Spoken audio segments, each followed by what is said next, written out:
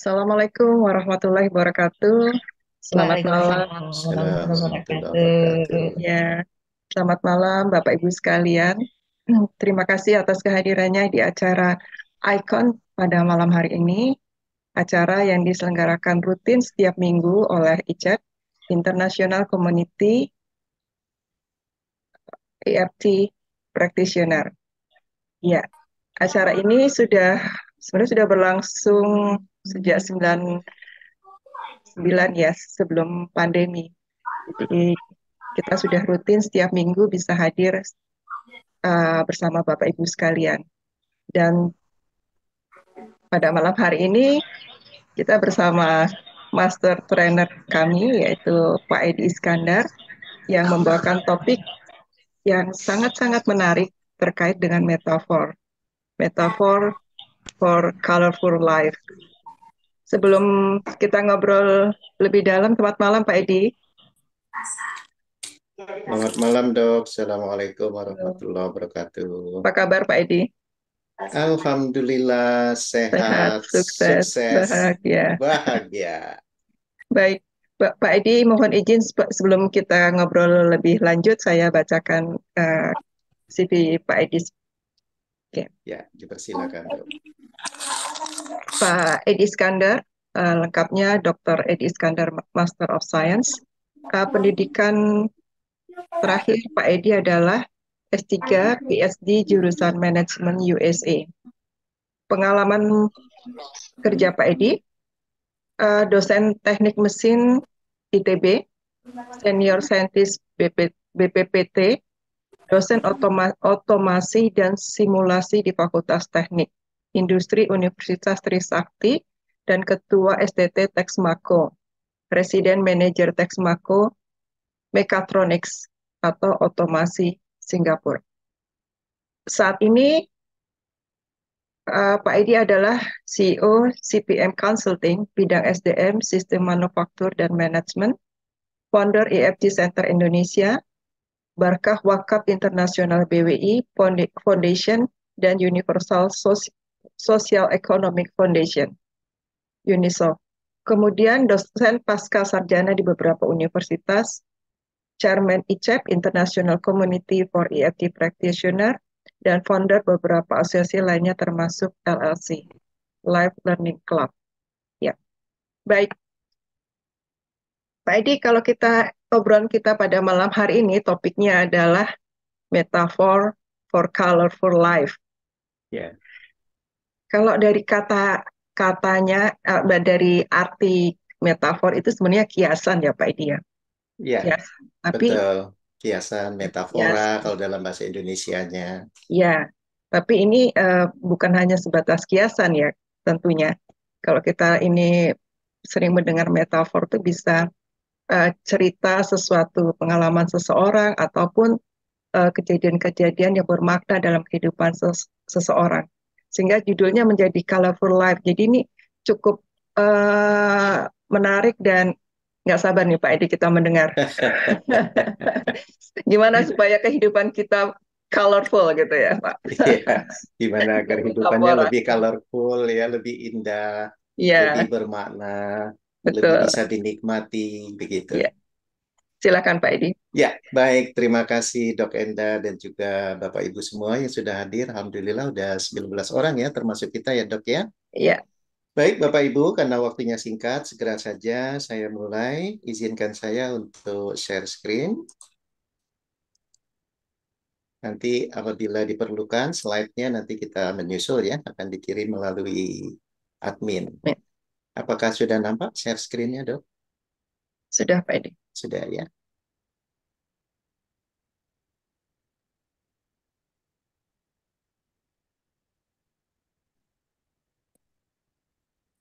Baik, jadi tadi sudah disampaikan ya oleh Dok Enda bahwa metafora itu suatu pengandaian, suatu perumpamaan begitu ya.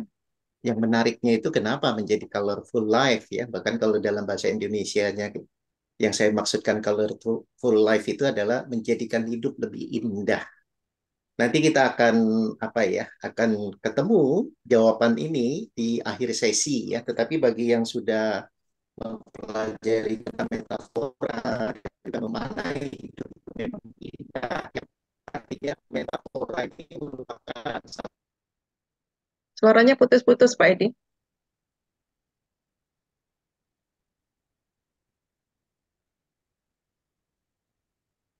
Bapak Ibu sekalian bisa mendengar saya? Alhamdulillah bisa. Oke, Bisa. berarti Pak, Bisa, Bu. ya, berarti Pak Edi ya yang Yang hilang. sinyalnya ya.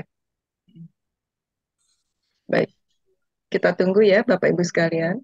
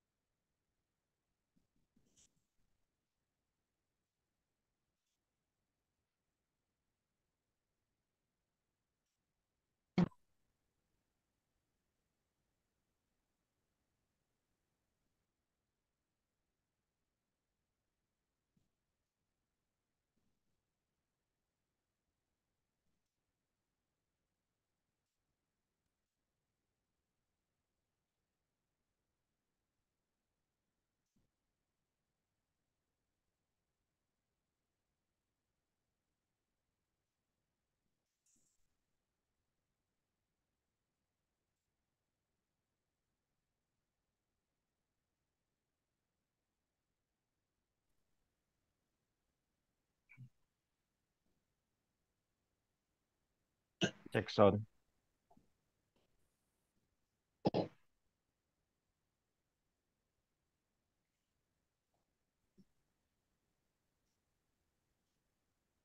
Cek sound. Bu moderator, apakah memang ada problem teknis Ada suara? problem teknis, saya udah kontak beliau. Mohon nunggu sebentar ya Pak. Baik, Ibu.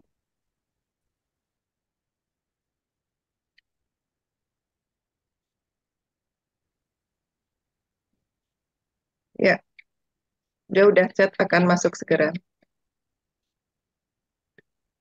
Mohon maaf.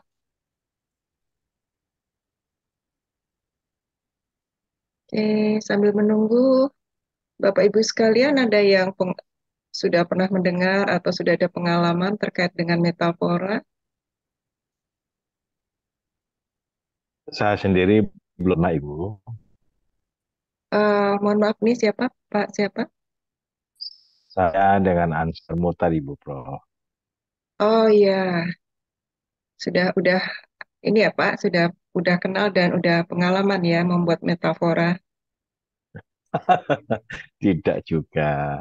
Cuman ya suka membaca-membaca, sharing. Kebetulan beliau Pak Edi adalah sahabat saya juga. Oh begitu. Iya baik, iya. Dok. Saya udah masuk nih. Tolong saya dijadiin co-host. Oke Eh, Pak. maaf tadi ada masalah teknis tiba-tiba.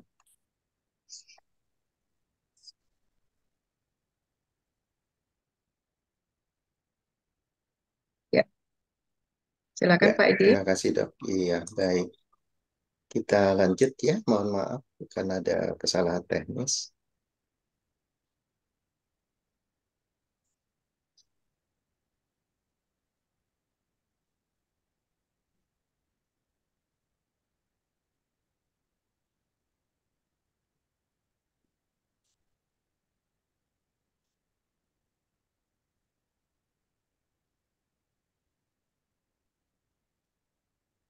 Ya, baik, saya lanjutkan. Perhatikan Bapak Ibu, tadi ketika disampaikan ya bahwa metafora itu memberikan sesuatu dampak yang positif. Masalahnya kalau diganti sekarang itu kita pertimbangkan gejolak di lapangan. Kemarin kita baru meeting, udah semangat-semangat gitu, tiba-tiba gue itu diganti lah. Ini kan nanti kan ada apa namanya pertanyaan besar di kalangan kalangan umat kan. Ya, baik, saya teruskan ya. Saya off-kan aja biar suaranya tiba-tiba nggak ada yang tiba-tiba masuk ya. Baik, Bapak Ibu, saya teruskan. Jadi kembali lagi ke penjelasan saya. Sebentar ya.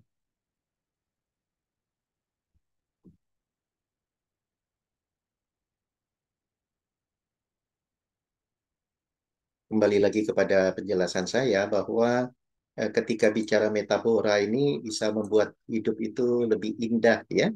Nah, jadi agar bisa nanti kita bersinggungan dengan istilah metafora ini untuk lebih jelasnya, saya dulu waktu SMP itu masih ingat ya, ketika upacara itu pernah diminta oleh salah seorang guru maju ke depan ya, itu menyampaikan salah satu puisi ya. Puisinya itu dari Hairil Anwar. Mungkin Bapak Ibu akan bisa menyimak kira-kira kata-kata metaforanya di mana ya. Karena seperti kata Dok Enda tadi, metafora itu biasa digunakan untuk menulis lagu, menulis puisi, begitu ya. Melihat hidup ini dari sisi sisi kebanyakan dari sisi gelap ataupun sisi baik. Tapi hari ini tentu kita harapkan bagaimana melihat hidup itu lebih indah, kita akan mengubah sudut pandang kita menjadi lebih baik. Baik, coba saya bacakan bagaimana puisi Hairil Anwar ya yang berjudul Aku ya. Coba nanti Bapak Ibu simak, nanti di chatting kata-kata mana yang bentuknya metafora. Aku, kalau sampai waktuku, ku mau tak seorang kan merayu. Tidak juga kau, tak perlu sedu sedan itu. Aku ini binatang jalang, dari kumpulannya terbuang. Biar peluru menembus kulitku, aku tetap meradang, menerjang, luka dan bisa aku bawa berlari. Berlari hingga hilang pedih perih. Dan aku akan lebih tidak peduli. Aku mau hidup 1000 tahun lagi. Nah itulah ya salah satu saja. Coba saya tanya Dok Enda dulu. Pernah dengar puisi itu, Dok Enda? It's been long, long time. Oke. Kira-kira kira-kira di mana kata yang berbentuk metafora di situ? Tadi aku binatang jalan. Iya, aku ini binatang jalang ya. Nah, jadi ini sebagai satu pancingan, coba kita lihat di chatting. Rata-rata, oh ya, Pak Rodidin dia nyimak sekali, Bu Siti, terima kasih ya. Aku ini binatang jalang. Nah, kenapa metafora ini sebegitu menariknya ya? Coba kita kupas satu-satu ya. Kita ambil satu renungan, misalnya saja ya, ini kita bicara dari Sang Pencipta. Allah yang Maha Menciptakan kita. Di sini banyak sekali ayat-ayat ya, itu juga bentuknya metafora Bapak Ibu. Contoh di sini di surat An-Nur ya, itu ayat 35 arti bebasnya Allah adalah cahaya langit dan bumi. Perbandingan cahayanya seperti pelita yang dalam pelindungnya adalah sumbu yang menyala ya. Jadi Bapak Ibu coba bayangkan walaupun di sini banyak sekali ya orang bisa menginterpretasikannya macam-macam ya, tapi ini adalah bentuk metafora yang mengilhami pemahaman dari sisi apa? Tentu dari sisi spiritual ya, dari sisi kebenaran, dari sisi bahwa cahaya kehidupan itu tidak akan bisa tanpa naungan Allah ya. Makanya terilhami dari apa namanya surat ini itu juga Buya Hamka menulis buku ya bagaimana Ka'bah ya sebagai menjadi pelindung ataupun merupakan istilah beliau itu di dalam buku dia yang dia tulis ya itu tentang Ka'bah ya. Nah, jadi kembali lagi yang kedua ini ada lagi istilah perumpamaan tapi ini juga merupakan metafora Bapak Ibu di surah Ibrahim ya ayat 24. Tidakkah kamu memperhatikan bagaimana Allah telah membuat perumpamaan kalimat yang baik seperti pohon yang baik. Akarnya kuat dan cabangnya menjulang ke langit. Ya. Jadi kalau kita bicara akar itu menjulang ke bawah, tapi dia juga menjulang ke langit. Masya Allah ya. Jadi Bapak Ibu, jangankan kita sebagai ciptaannya, Sang Pencipta saja, dia memberikan metafora, perumpamaan ya di dalam penyampaian wahyunya agar apa? Manusia itu tidak saja berpikir, tapi juga merasakan. Terjadi link di situ antara heart and mind ya. Jadi kalau kita mendapatkan kata-kata itu dengan yang biasa saja, itu bisa jadi hanya bekerjanya secara pikiran saja, tapi tidak secara emosi ataupun perasaan. Disinilah salah satu ya uniknya metafora itu nanti akan membuat indahnya hidup ya. Kita lanjutkan Bapak Ibu. Ini kita ambil lagi dari kisah-kisah para nabi dan rasul ya. Walaupun kita bicarakan, oh ya, nabi dan rasul itu kisah-kisah, dia bukan metafora. Dia itu adalah sejarah dan fakta. Tetapi Bapak Ibu, sebelum kita menyampaikan kisah-kisah itu, kita bisa menjadikan suatu suatu metafora. Contoh apa? Nabi Ibrahim. Ya, kita metafors, dia merupakan seorang yang berupa pilar kekuatan. Karena apa? Nabi Ibrahim diibaratkan pilar kekuatan karena imannya yang teguh ya. Seperti tiang yang menopang bangunan. Ia adalah contoh keimanan yang kuat dan keteguhan hati ya. Jadi bagaimana perintah Allah itu semuanya sami'na wa ta'na, termasuk baru saja ya mendapatkan Ismail diminta untuk disembelih ya. Dan juga sebelum itu pun Ismail masih bayi, baru saja sampai di kota Mekah ya, disuruh hijrah ke sana, terus ditinggalkan ya. Ini kalau tidak iman yang kuat, makanya kita ketika ingin melakukan metafora terhadap kisah-kisah ini, itu menjadi bagian walaupun metaforsnya itu adalah sebagai bridging. Karena kalau kisah nanti tidak bisa dikatakan metafors ya.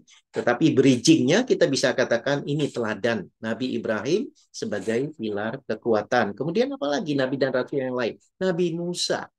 Beliau sebagai pemimpin yang mengatasi rintangan ya. Yang tawakalnya the highest ya. Kalau kita katakan super tawakal ini luar biasa. Kenapa? Dia memimpin membawa umatnya melalui berbagai rintangan menuju ke sungai yang dikatakan red ya, artinya sungai merah begitu ya. Dan juga menuju ke gunung gitu, itu semua dilalui oleh Nabi Musa. Dan sungai pun sebenarnya zamannya Nabi Musa itu tidak ada yang tiba-tiba ada kapal ya. Tapi disinilah atas tawakalnya, atas bagaimana dia siap mengatasi rintangan dan Allah wahyukan ya untuk melemparkan tongkatnya dan terbelahlah Laut Merah itu Bapak Ibu. Nah ini kita gimana letak kisah ini dengan metafora? Bridging dari perumpamaannya. Kemudian ada satu lagi tentu Nabi Muhammad SAW Bapak Ibu. Nabi Muhammad sering dikatakan sumber air kehidupan. Karena apa Bapak Ibu? Karena ya dia diibaratkan sumber air kehidupan karena dia secara spiritualitas itu bisa seperti mengalirkan dengan berbagai arah dari sisi apapun. Dia teladan. Bukan saja teladan sebagai pemimpin, sebagai Nabi Rasul, tapi teladan sebagai kepala keluarga, teladan sebagai panglima perang, teladan di kepala pemerintahan, teladan sebagai sahabat, teladan sebagai ketika dia masih kecil yang dia sudah digelar Al-Amin begitu ya. Nah inilah kenapa dia memberikan suatu sumber kehidupan seperti air, di mana dia memberikan sumber kehidupan, suatu air ya, air yang mengalir kepada jiwa setiap manusia. Nah inilah betapa Bapak Ibu ketika kita bicara metafora ini sama saja kalau kita masih kecil dulu Bapak Ibu, itu kan suka mendengarkan dongeng ya. Nah dongeng itu ada yang ceritanya benar, ada yang ceritanya hasil karangan, ada juga dongeng-dongeng yang dibuat bahasa itu mencampurkan antara bentuk tadi bahasa yang menggugah pikiran, tapi juga menggugah emosi. Bukan saja itu, Bapak Ibu, orang tua pun terkadang menggunakan metafora, ya, bagaimana dia menceritakan suka dukanya sebagai orang tua. Umpamanya di sini, ya, Orang tua mengatakan apa Bapak Ibu? Nah, ini bapak kamu alhamdulillah luar biasa ya. Diberi Allah kesempatan sebagai orang tua untuk diberi amanah ya, mendidik, membesarkan dan juga ya sebagai kalau di pihak suami laki-laki ya mencari nafkah ya. Jadi ada istilah tangan jadi kaki, kaki jadi kepala ya. Ini metafora. Tidak mungkin tangan jadi kaki, kaki jadi kepala ya. Kemudian ada lagi ungkapan orang tua kita bilang apa? Anak-anakku, engkau adalah seluruh jiwaku, ya, engkau adalah seluruh jiwa ragaku. Bahkan ada lagi, anakku, engkau adalah buah hatiku, ya. Dan anak-anak pun juga tidak kalah, ya. Saya lagi kecil dulu pun suka ada lagu, kasih ibu sepanjang masa. Nah, itu juga dia ungkapan bagaimana kasih ibu itu tak terhingga, ya. Nah, ini adalah bagaimana parent-child relationship, Bapak Ibu. Walaupun ya orang tua juga bisa dimetafora sebagai pelindung yang setia, ibarat sayap ya, sayap kehidupan yang siap melindungi anak-anaknya dari badai kehidupan. Jadi Bapak Ibu, metafora ini sebenarnya apa sih nanti kalau dihubungkan di dalam forum Icon? Tolong sabar sebentar ya. Nah, yang kemudian kita juga bisa bicara dari tokoh terkenal Bapak Ibu, baik secara nasional maupun internasional. Misalnya kita cerita tentang Mahatma Gandhi ya. Dia tokoh dunia. Dia dikenal sebagai apa? Cahaya yang membakar perlawanan terhadap penindasan. Dia diibaratkan lilin di tengah gelapnya malam, Bapak Ibu. Jadi kalau kita misalnya ingin menceritakan Gandhi, ya, tidak serta-merta kita langsung cerita Gandhi, karena Gandhi itu suatu kisah kehidupan manusia. Tapi metafornya dulu yang kita sampaikan. Jadi kalau nanti dihubungkan dengan, ini di forum ICEP, apa hubungannya? Sebenarnya bukan hanya di forum ICEP, di forum kehidupan pun, kalau kita menggunakan metafor ini Bapak Ibu, maka ya, ibaratnya kalau kita sering cerita ada pikiran sadar, ada pikiran bawah sadar, sebagai ya filternya itu adalah reticular activating system, ataupun yang dikatakan rasa, rasio, itu kan dia ada filter. Bagaimana membuka filter ini? Melalui bahasa, rasa, dan rasio ini yang menggugah ya Mahatma Gandhi. Ya. Kalau kita cerita ini tidak langsung cerita tentang tokoh, beliau dilahirkan sekian. Beliau ini diibaratkan seperti lilin di tengah gelapnya malam. Kenapa? Kita mulai dengan kondisi bagaimana masyarakat India saat itu. Baru kita cerita dan kita tutup lagi. Inilah kenapa ibarat cahaya yang membakar perlawanan terhadap penindasan. Coba Bapak Ibu, ya. Di dalam bahasa kita itu bukan hanya kita menggunakan nanti ada istilahnya hypnotic metaphors, tapi sudah menggunakan nested loop, ya. Kita sudah menggabungkan dengan NLP. Nah, bagaimana nanti dengan EFT? Sama, lebih mudah. EFT nanti kita sambil melakukan 3 titik. Nanti saya akan demo, Bapak Ibu. Nah, ini menariknya ya. Karena tokoh terkenal ini bukan hanya sebagai tokoh-tokoh yang ada kita kenal di sejarah, Bapak Ibu. Kadang-kadang di dongeng juga demikian. Ya. Karena saya pernah itu membantu salah seorang praktisi hipno yang dia baru belajar EFT. Dia mengatakan, Pak Edi, saya sekarang ada PR nih, ya.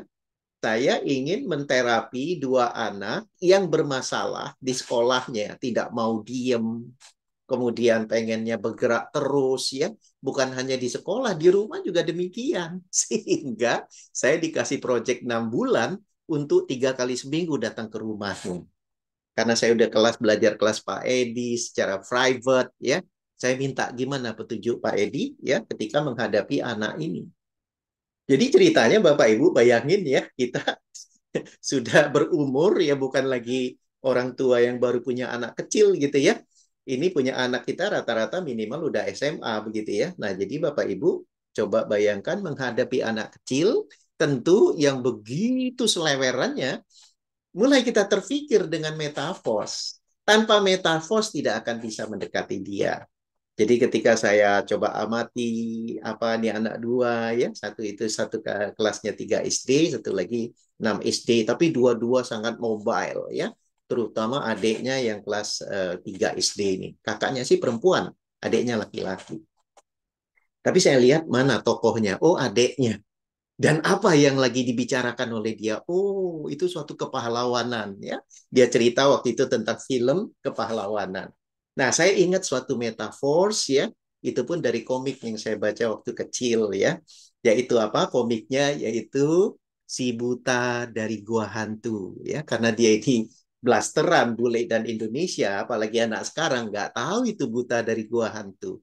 Saya katakan, ya tentu kita berbahasa Inggris dengan dia, karena dia nggak bisa bahasa Indonesia. Saya katakan, hey, Anda mau tahu nggak cerita tentang buta, si buta dari gua hantu? Kan bingung dia kan, ada istilah si buta dari gua hantu. Ya, sudahlah buta dari gua hantu lagi. Langsung diajak kakaknya, kakak sini duduk ya, ini dengerin katanya, Mr. Edi katanya mau cerita tentang si buta dari gua hantu. Jadi kita Bapak Ibu ya, walaupun tak cerita si buta gua hantu itu benar atau tidak, tapi saya bacanya di komis, tapi metafor yang saya sampaikan itu sangat menggugah ya. Kemudian apalagi tokoh yang lain Bapak Ibu, umpamanya Presiden pertama kita, Mr. Soekarno ataupun Bapak Insinyur Soekarno. Apa metafor beliau? Dia itu dianggap matahari yang terbit, menghangatkan dan menerangi tanah air dengan semangat kemerdekaan.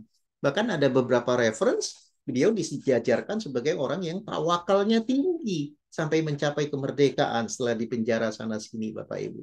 Kemudian siapa lagi? Albert Einstein, ya, tokoh tingkat dunia. Dia dianggap orang sebagai kilat menyinari rahasia alam semesta, ya, karena dia menemukan listrik. Listrik itu seperti cahaya kilat. Kemudian siapa lagi Bapak Ibu? Winston Churchill. Ini adalah salah seorang presiden Amerika ya. Dia ini adalah benteng yang kokoh di tengah badai perang, tidak pernah goyah ya. Walaupun nanti kita cerita tentang apa itu kisah dari si Winston ini. Begitupun ketika saya masih kecil, tentu saya tahu nih Pak Rodin mungkin pernah dengar ya, Pak Ronidin ya. Pak Ronidin coba saya tanya melalui chatting, pernah dengar nggak lagu-lagunya Arianto, Pak Ronidin, yang lagu-lagu kisah-kisah percintaan, Pak Ronidin? Kalau iya tulis 1, kalau tidak tulis 0. Iya, istilah kita love songs ya. Oh, melo kata Pak Ronidin. Iya, begitu ya. Saya sendiri udah lupa lagu-lagunya. Sebagai contoh apa yang digunakan dari sisi metafor di sini? Bunga-bunga pun bermadu, cinta kita tak berdua, ya. Itu dari lagu Biarlah Sendiri. Coba ya, bunga-bunga bermadu, cinta kita tak berdua, begitu ya. Kemudian apalagi love song yang lain? Kau yang mengajari aku tentang arti cinta sejati seperti bintang-bintang yang selalu berdampingan di langit. Ya, apalagi lagu cinta yang lain? Cinta yang membuatku tenang seperti pantai di tengah laut, ya. Sebenarnya kalau pantai di tengah laut itu nggak mungkin tenang ya Bapak Ibu ya, itu ombak. Ya. Baik, nah sekarang tentu pengen tahu sih apa sebenarnya walaupun tadi udah biasa dengan metafor ya. Tapi terkadang ketika saya di dalam kelas, oh ya Bapak Ibu ini bisa gunakan metafor, tapi kadang-kadang banyak juga yang masih mix up ya. Nah coba kita pelajari, kita ulangi bagi yang belum begitu memahami, tapi bagi yang sudah ini lebih mendalami. Perhatikan Bapak Ibu. Metafora itu diibaratkan suatu kiasan ya. Dia untuk menggambarkan suatu objek dengan membandingkannya dengan objek lain. Kenapa dikatakan metafora? Karena memang dari bahasa Yunani yang artinya membawa atau memindahkan. Karena metafora membawa suatu kualitas dari suatu objek ke objek yang lain. Dengan tadi apa bentuk? Bentuk pengandaian. Pengandaian, perumpamaan, begitu ya. Jadi sangat tidak mungkin manusia dianggap seperti bintang, ya belahlah dadaku demi cintaku padamu, ya belahlah dadaku. Lihat ya betapa aku sangat mencintaimu lah. Kenapa harus dibelah dada soal cinta ya? Nah ini semua metafor Bapak Ibu. Kenapa ini dianggap, aduh kalau belajar ini jadi rumit ya? Sebenarnya rumit itu kalau kita disuruh ngarang. Tapi kalau kita disuruh menggunakan ya bagi yang sudah tersedia database-nya itu banyak sekali Bapak Ibu. Karena apa? Karena ini sesuatu yang sangat mudah menembus pikiran bawah sadar kita sehingga dalam dialog kita itu tanpa sengaja itu dengan mudah kita memasukkan apa yang kita inginkan.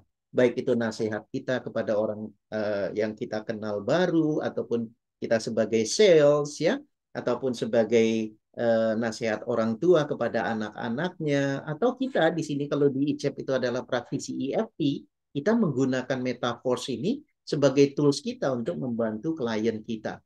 Karena apa?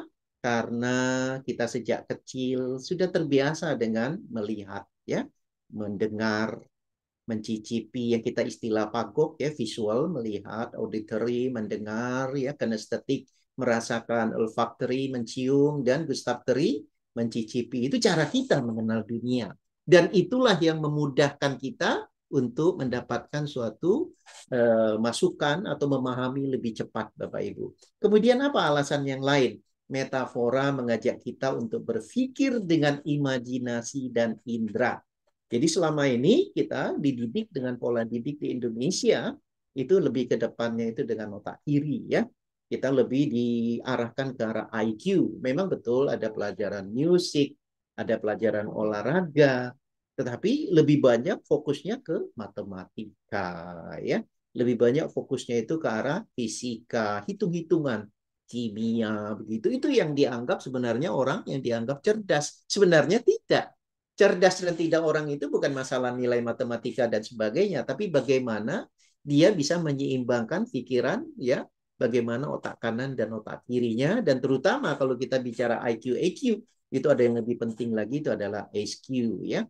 Nah, jadi Bapak Ibu, metafora ini pun nanti saya akan banyak ajak cerita bagi para praktisi, itu juga harus menyiapkan database dengan berbagai cerita, selain ceritanya umum, tapi juga database dari Al-Quran, ya. Database dari teman-teman kita yang beragama Kristen, teman-teman kita yang beragama Buddha, karena banyak sekali metafor di sana yang kita bisa pelajari. Karena ketika kita berkomunikasi dengan mereka, kita gunakan metafor mereka. Itu pun juga bisa, Bapak Ibu. Karena apa? Saya mau tanya, ya, kepada Bapak Ibu agar nanti benar nggak bahwa hidup itu tidak hitam putih. Hidup itu tidak siang dan malam. Hidup itu walaupun sekarang zaman digital, ya, digital itu dikenal dengan 1010, tetapi dia bukan digital, Bapak Ibu, ya, dia analog, ya. Nah, sekarang saya mau tanya Bapak Ibu, apa yang Anda pikirkan dan rasakan tentang dunia dan kehidupan? Baik, ya. Jadi kalau tadi saya udah taruh tagline-nya itu adalah kehidupan itu adalah indah, ya.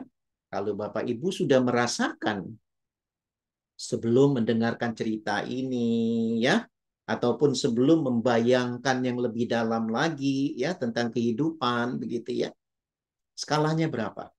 Kalau Bapak Ibu sudah merasakan hidup itu memang indah, dunia ini adalah indah, skalanya 10. Tapi kalau Bapak Ibu merasa kurang dari itu, Bapak Ibu bisa turunkan skalanya, ya, menjadi 9, menjadi 8, menjadi 7, dan seterusnya semakin menurun, ya. Silakan ditulis di chatting. Apa yang Anda pikirkan dan rasakan tentang dunia dan kehidupan? Berapa skalanya? Masya Allah, Dok Enda udah 10, ya. Berarti sudah tidak ada lagi keluh kesah. Itu namanya sudah zero keluhan, ya. Jadi sudah zero keluhan, ya. Bu Ine 9, terima kasih. Pak Rumidin 9, Dok Agus 8, Bu Elis. Nah, ini pun ada satu lagi, ya. Bu Elis ini udah zero defect, ya. Tidak ada lagi keluh kesah. Udah 10, ya. Masya Allah, Pak Norman 7, ya. Bu Nurita 9, Dr. Anggraini 9, Ibu Ida 9. Terima kasih yang udah jawab, ya. Artinya kalau Anda udah 10 itu luar biasa, ya. Bisa saja sudah 10, ya. Baik, Bapak Ibu, gunanya untuk apa? Begitu, ya. Karena kalau Anda udah 10 berarti Masya Allah, ya. Itu menurut saya udah luar biasa. Itu udah kalibernya malaikat, ya. Dia melihat hidup itu sudah taat dan patuh saja kepada Allah, dan sudah betul-betul sudah tidak ada lagi pintu syaitan untuk menggoda dia, ya. Tapi bagi manusia yang belum mencapai angka 10, disinilah kenapa metafor ini terus perlu dikembangkan, ya. Tidak saja kita menggunakan dalam kata-kata, tetapi Bapak Ibu, ya, di dalam kajian secara ilmiah itu ada 2, ya, walaupun saya tidak harus munculkan dari jurnal mana, kata siapa, ya. 1, Manusia itu cenderung bahkan dikatakan 70% itu selalu berpikirnya ke arah negatif, Bapak Ibu. Ya. Jadi yang berpikir 30% positif itu yang boleh dibilang sangat sedikit dibanding yang 70% itu berpikirnya negatif. Jadi kalau tadi kita rata-rata 7, 8, 9, berarti kita bagus. Karena kita sudah masuk rata-ratanya berapa? 80%, 90% itu positif. Karena rata-rata dunia itu hanya 30% yang positif, Bapak Ibu. Jadi kita sudah termasuk manusia istimewa. Ya. Kemudian yang kedua, kenapa metaforce ini menjadi penting? Karena manusia itu tidak terlepas dari cerita. Tapi ketika diajarkan bagaimana Anda bikin storytelling, itu mulai kagok dia, gitu ya. Makanya dalam pelajaran storytelling, pelajaran bagaimana memetaforce, bagaimana melakukan presentasi di awal dengan suatu cerita, begitu ya. Nah itu Bapak Ibu orang jadi tergagak-gagak. Karena dia menganggap itu lebih serius. Padahal metaforce ini mengajarkan kita untuk lebih rileks, lebih menggunakan otak kanan kita, agar apa?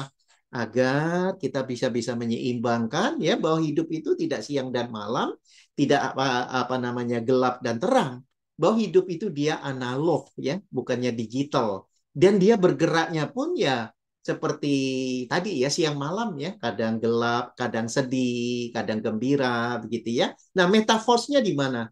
Metaforsnya itu Bapak Ibu diharapkan apa? Diharapkan kita selalu berprasangka baik kepada Allah ya. Ketika kita bisa berprasangka baik kepada Allah, maka balansnya di balik itu semua kita akan mudah berpikir secara positif. Makanya tadi kalau misalnya sudah ada yang skala 10, mungkin prasangka baik kepada Allahnya sudah betul-betul luar biasa Bapak Ibu ya. Nah, sekarang kalau tadi saya bicara kehidupan, ya, itu ada yang 9, ada yang 10, ada yang 6, ada yang 7. Coba kita turunkan ke aspek yang lebih detail, ya. Satu, kalau kita bicara wellness, Bapak Ibu, itu yang pertama yaitu spiritual. Berapa sih skala kita? Ya. Kemudian sosial, berapa sih skala kita? Ya. Kemudian kesehatan, berapa sih skala kita? Kemudian keluarga, berapa sih skala kita?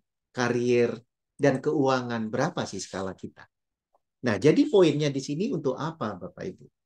Poinnya, ya, ketika kita bicara dalam aspek spiritual, kalau di dalam wellness, itu kan kalau kita bicara di kelas, itu pasti kita diminta menebak itu secara SUD, ya, artinya scale unit distress. Sejauh mana ketidaknyamanan dan kenyamanan kita, hubungan kita kepada Sang Pencipta. Itulah yang dimaksud spiritual. Oh Pak Edi, bagaimana kondisinya angka 10? Bagaimana kondisinya angka 9? Agar lebih terukur. Kalau itu kita dekati dengan lebih secara akademik.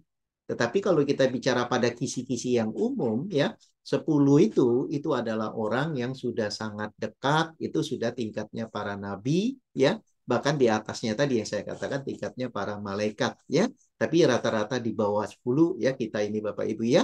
Agar apa? Agar kita punya ruang perbaikan, agar apa?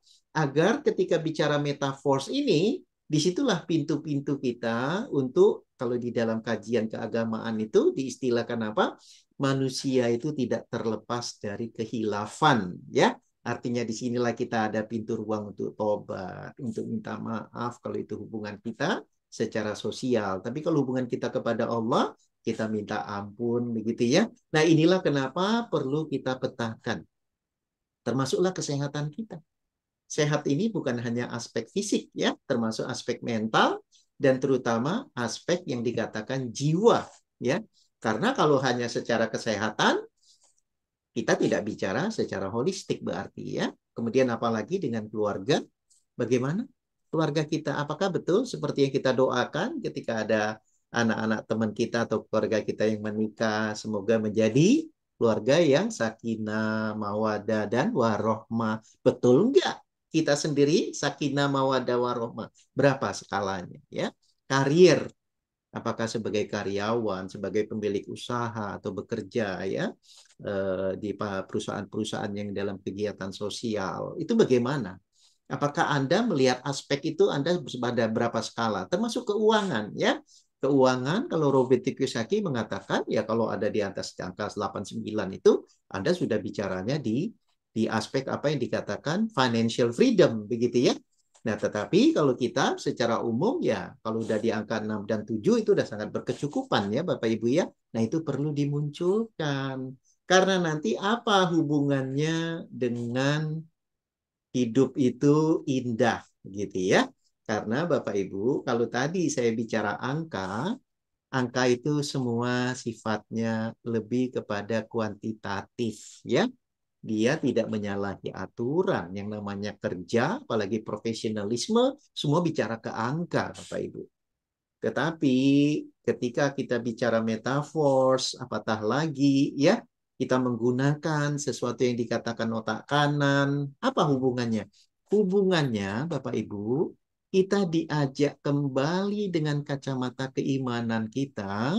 Kacamata keimanan inilah yang dikatakan metafora, suatu pengandaian. Bedanya kalau keimanan, dia tidak lagi pengandaian yang mengada-ada karena dia pengandaian yang hanya dalam pemikiran, artinya itu goif ya, sesuatu yang tidak nampak, sesuatu yang abstrak gitu ya. Tetapi jelas kenapa adanya Allah, kenapa adanya Nabi dan Rasul untuk memperkenalkan Allah ya.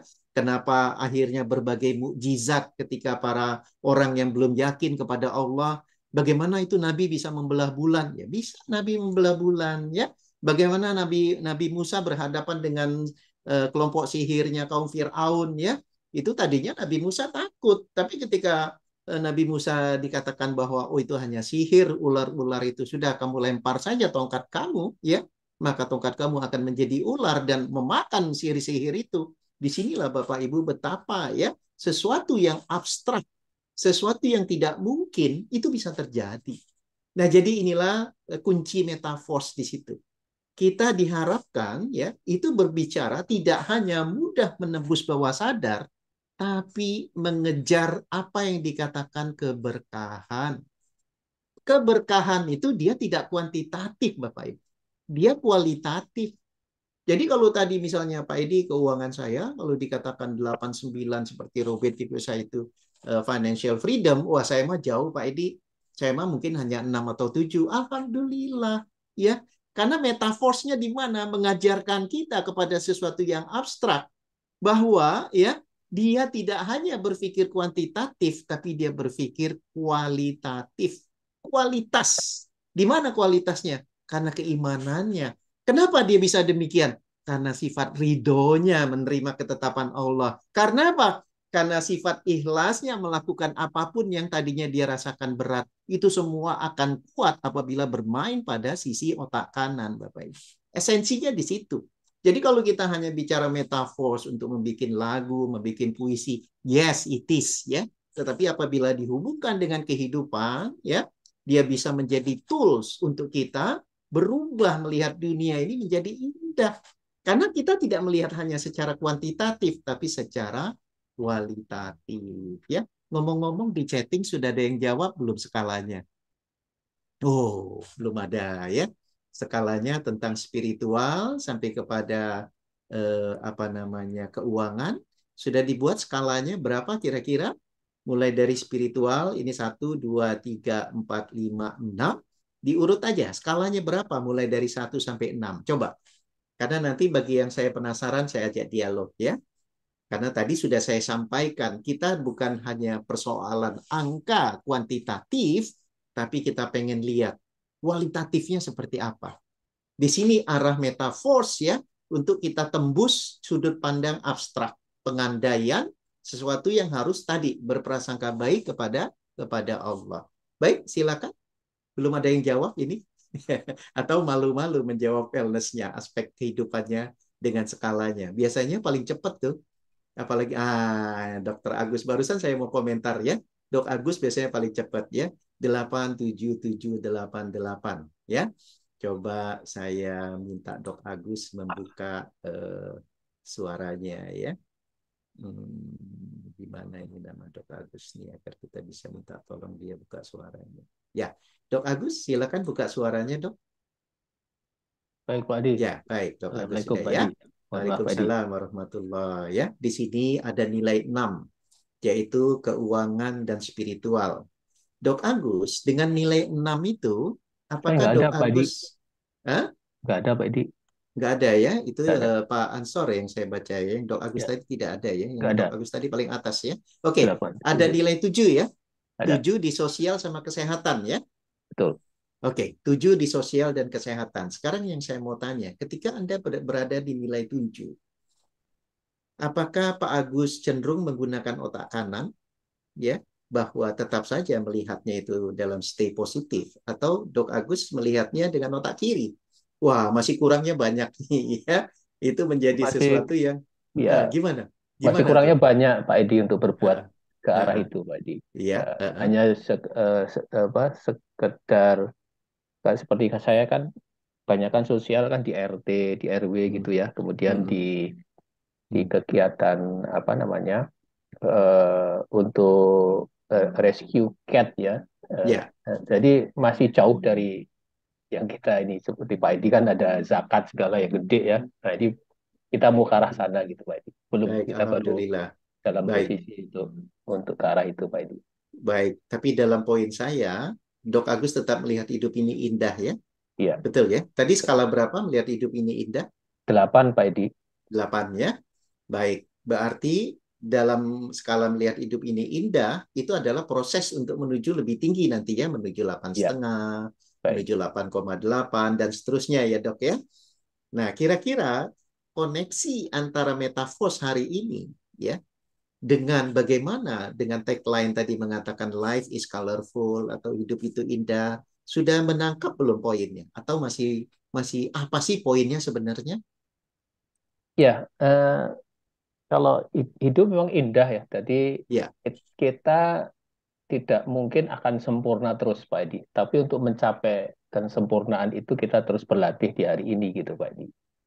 ya, Dan apa yang kita lakukan di perbuatan hari ini. Karena saya masih jauh Pak Edi, belum apa-apa. Tapi baik. kita memberi warna kehidupan itu Pak Edi dengan cara untuk kebiasaan-kebiasaan habit kita di tiap hari terutama.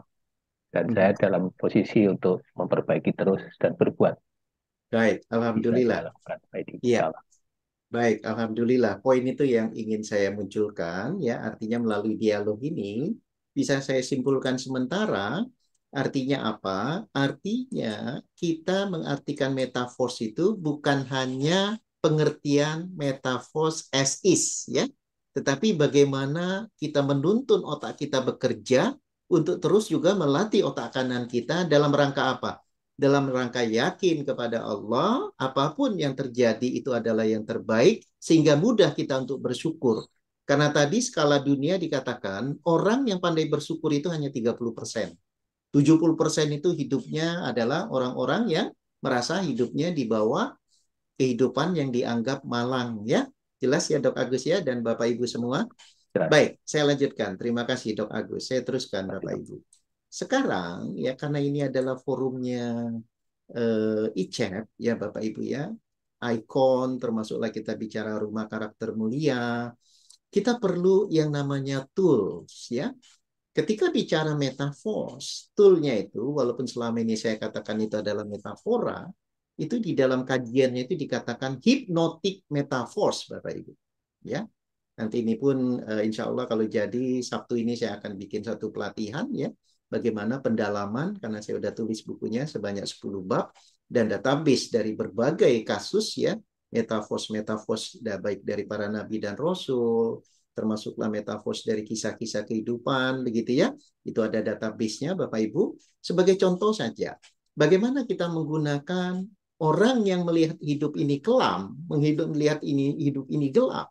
Kalau kita sebagai praktisi, kita sebagai teman, kita sebagai orang tua, kita sebagai bawahan ataupun atasan di suatu perusahaan, maka kita bisa menggunakan cara-cara hypnotic metaphors ini, itu menjadi sesuatu yang pemberdayaan jatuhnya Bapak Ibu ya, menjadi sesuatu yang sifatnya memperdayakan. Nah, ini saya kasih contoh Bapak Ibu. Saya kasih contoh di sini, ini ada hypnotic metaphors sebagai life solution ya. Saya buat ada 10 ya, sebenarnya banyak sekali ya. Saya kasih contoh di sini 10 Bapak Ibu. Misalnya di sini untuk kecemasan dan stres. Itu ada cara kisahnya ya. Kita masuk kepada metafora. Begitupun bagaimana menghadapi trauma dan pengalaman emosional berat. Itu pun ada caranya Bapak Ibu. Meningkatkan percaya diri itu pun ada ya. Umpamanya di sini kalau saya lanjutkan penjelasan di nomor 3 ini, kita mengajak dia metafora seperti orang sedang mendaki gunung Bapak Ibu. Jadi esensi kita mengajak pengandaian bahwa hidup ini kita seperti mendaki gunung. Karena pengandaian yang dikatakan oleh Sang Pencipta pun demikian. Bahwa hidup ini seperti mendaki gunung. Ya, tidak ada hidup ini menurunin gunung terus. Ada saatnya mendaki, ada saatnya juga menurun, tapi mayoritas kebanyakan mendaki, Bapak Ibu. Buktinya saja, ketika kita rata-rata berumur udah di atas 50 tahun, ya pendakiannya apa? Mulai dari kesehatan kita, ya. Mulai dari bagaimana dalam kondisi pensiun. Apabila orang yang tidak siap secara finansial, dia sudah berubah, ya. Kondisi secara finansialnya. Atau orang yang dulunya pejabat, biasa diberikan suatu pelayanan, sekarang sudah berbeda. Nah, ini semua yang dikatakan hidup mendaki. Nah, itu kenapa metaphors itu perlu dibuat. Bagaimana mengatasi kebiasaan buruk, Bapak Ibu. Ya, kebiasaan buruk kita gunakan ada lagi metaphors. Itu bisa ada 4 cara ya. Tapi kadang-kadang kalau kita tidak memahami ini, kita ketika menterapi gimana mau pakai metaphors ya, karena tidak punya database-nya, tidak punya bagaimana cara menggunakannya. Kemudian bagaimana mengatasi ketergantungan orang yang perokok, orang yang kena narkoba, ya, termasuklah edik kalau dari sisi body ideal. Bagaimana dia kalau terasa lapar dikit segera pengen makan, gitu ya. Padahal laparnya bukan lapar yang sebenarnya sangat dibutuhkan, tapi karena memang pola makannya yang harus diperbaiki itu ada caranya, Bapak Ibu. Meningkatkan bagaimana apa namanya apa ya istilahnya itu kreativitas ya kalau di dalam bekerja itu agar apa kinerjanya jauh lebih baik. Bagaimana meningkatkan hubungan relationship ya dan keterampilan komunikasi itu ada metaforsnya Bapak Ibu. Bagaimana mengatasi gangguan tidur ada metaforsnya. Bagaimana membangun visi dan mencapai tujuan itu pun ada metaforsnya. Dan yang ke-10 salah satu contohnya itu bagaimana mengatasi fobia dan ketakutan. Umpamanya di sini dikasih contoh orang yang menghadapi fobia itu dibayangkan dia sedang berada di kegelapan. Rata-rata orang kegelapan itu takut. Oh Pak, saya nggak takut di kegelapan. Maka kita balik tanya, apa yang Anda takuti? Maka suasana itu yang kita munculkan. Nah disitulah metafors akan bekerja Bapak Ibu.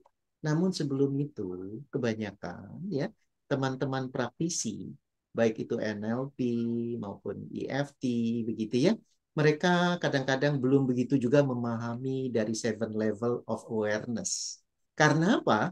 Kita perlu petakan dulu diri kita itu berada di mana. Ya, coba kita masuk. Apa yang dimaksud dengan 7 level of awareness? Perhatikan Bapak Ibu. Ini saya dapat dari pembelajaran dengan Bob Proctor ya. Jadi kalau Bapak Ibu nanti ingin penjelasan lebih lanjut, ketik saja di YouTube itu 7 levels of awareness itu Bob Proctor. Perhatikan Bapak Ibu. Kenapa tadi kebanyakan orang secara kajian di tingkat dunia itu 70% itu negatif ya, 30% itu yang positif. Karena mayoritas itu Bapak Ibu, mereka berada di level yang nomor 1 ini, ya. Dan yang di level nomor 1 sampai nomor 2 ya, kalau nomor 3 nanti sudah mulai ada kesadaran ya. 1 dan 2 ini Bapak Ibu, ini dikatakan dalam kajian yang lain itu baru mereka menyadari di usia 35. Ya, karena mereka di barat itu mayoritas tidak mengenal agama ya. Kita bicara barat ya. Ini bukan Indonesia yang mayoritas umat beragama, ini di barat. Jadi 7 level awareness-nya itu mereka berada di 1 dan 2 dan ini baru mereka pahami di usia 35 ya. Setelah menghadapi begitu banyak cobaan, mulai merenungi, baru mereka punya kesadaran. Biasanya berada di mana Bapak Ibu? Itu seperti cara bekerjanya binatang ya, menggunakan otak reptil. Mereka selalu ya react. Jadi kalau kita dalam hidup selalu aja reaksi, orang marah kepada kita, kita jadi kesal, orang fitnah kita, kita balas begitu ya, itu reaksi namanya. Jadi kalau kita masih di reaksi, maka kita masih di level 1. Karena itu adalah fight and fly gitu ya. Tapi kalau kita sudah mulai respon, nah responnya itu ada di mana nanti ya secara bertahap. Tapi kuncinya apa? Kuncinya adalah respon. Tapi kalau kita masih reaksi, kita di level 1. Pak, saya ada di sini. Oke, berapa persen ya? Kalau persennya di atas 60, berarti termasuk dalam kajian tadi ya. Lamban kesadarannya dan melihat hidup itu 70% negatif. Kemudian yang kedua apa Bapak Ibu? Ikut-ikutan ya, mass ya, dikatakan follow the crowd ya. Jadi mana orang bicara A kita ikut A, mana orang bicara B kita ikut B. Nah, ini bahaya Bapak Ibu. Karena apa? Dia tidak punya prinsip kehidupan. Makanya saya katakan kajian ini lebih banyak berlakunya di barat ya. Tidak di Indonesia, kita adalah umat yang beragama, kita punya prinsip di dalam kehidupan kita. Nah, ini kalau kita seperti ini bahkan ada itu sebenarnya hadis ya Bapak Ibu ya, tapi itu juga teguran buat kita bahwa di akhir zaman nanti ya, orang yang beragama itu dikatakan umat Islam itu bagai buih di lautan ya. Nah, ini hati-hati. Artinya apa? Kita tidak punya kualitas. Kita terumbang-ambing, kita tidak punya prinsip. Ini 7 level of awareness sudah mengidentifikasi, oh kita masuk di kelompok 2 kalau gitu. Ada lagi di kelompok 3 Bapak Ibu ya. Dia mulai terinspirasi, punya aspirasi untuk berubah. Dia punya keinginan untuk berubah, tapi desire without action. Karena apa? Dalam kajian yang lain, orang yang nanti pada level 4, level 6 dan 7 Bapak Ibu, itu kebanyakan ya, itu hanya 3% dalam kajiannya. Kemudian 3% yang lain apa Bapak Ibu? 3% yang lain mereka menyangka mereka itu pada level mastery ataupun bagaimana mereka melakukan experience, real learning, terus belajar yang seperti dikatakan Dr. Agus tadi untuk melakukan perubahan dalam hidup. Tapi mereka mengatakan apa? Oh iya, saya seperti itu, tapi tanpa action. Saya sih paham, tapi nggak ada perubahan yang dia buat.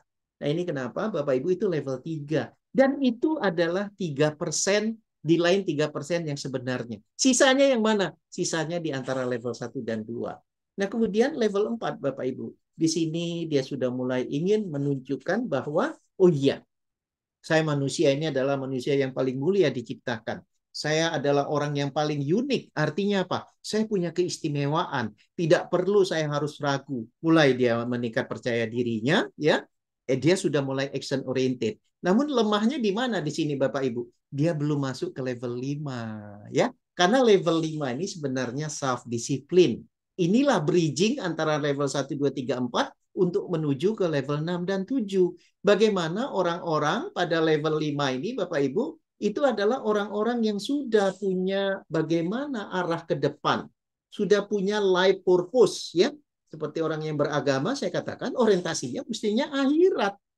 Kalau orientasinya akhirat maka sudah menjadi suatu kebiasaan ya, mengikuti sunnah Rasul. Kalau bagi agama Islam rukun Islamnya dikerjakan begitu ya. Bahkan bagi yang sudah sanggup haji harus haji begitu, jangan ditunda-tunda begitu. Nah, ini Bapak Ibu poinnya. Di sini letaknya self discipline ya. Bagaimana dia akan mulai melakukan suatu komitmen untuk bicara kepada ya rencana jangka panjang yang dikatakan hidup abadi. Dan untuk menuju ke situ Bapak Ibu, karena level yang paling tinggi itu adalah mastery. Dia terus saja belajar. Karena apa? Real learning itu adalah through the experience. Terjadi feedback. Tidak ada kata gagal. Dia terus saja belajar. Karena apa? Karena sebenarnya yang diharapkan itu mastery. We have to control ourselves. Ya.